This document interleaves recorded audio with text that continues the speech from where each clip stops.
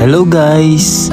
After nga ng PNPA Alumni Homecoming, ay pumunta kami dito sa PNPA Museum. Malapit lang siya sa Cadet Mess Hall at Luklukan Park. Here, you can see different historic items like old uniforms, photos, publications, paraphernalia, or other memorabilia about PNPA.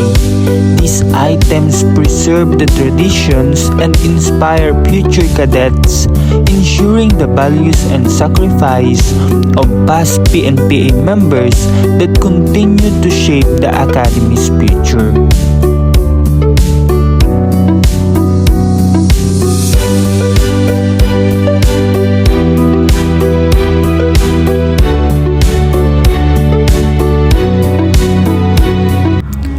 Ang isang maikling pagbisita ko rito sa PNPA Lakan Museum ay nagpaalala ng buhay at karanasan ng isang kadete.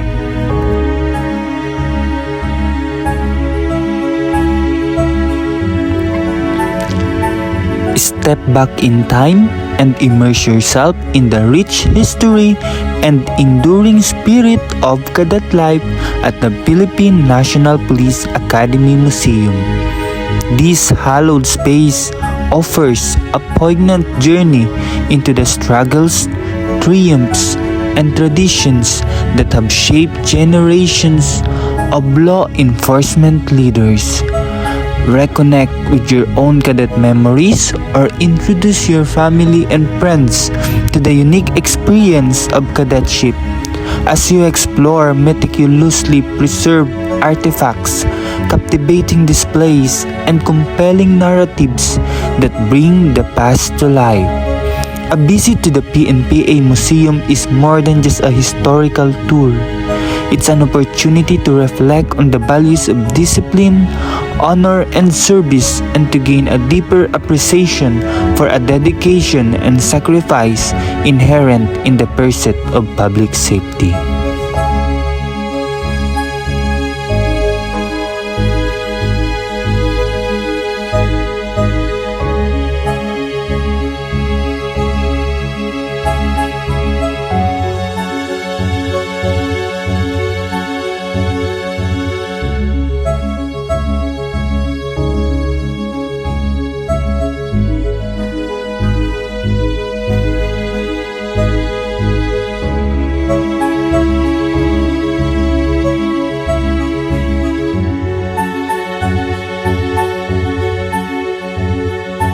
At paglabas nga natin, makikita natin itong newly constructed PNPA Amphitheater.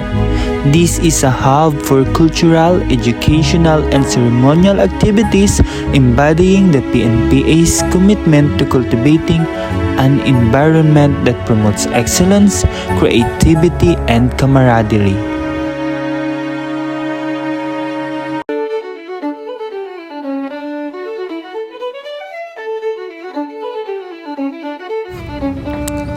At pagkatapos, dumaan na nga rin kami dito sa PNPA Canteen at Clubhouse.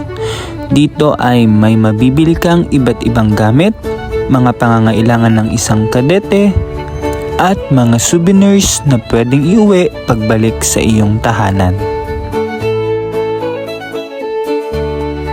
Paalam, hanggang sa muli!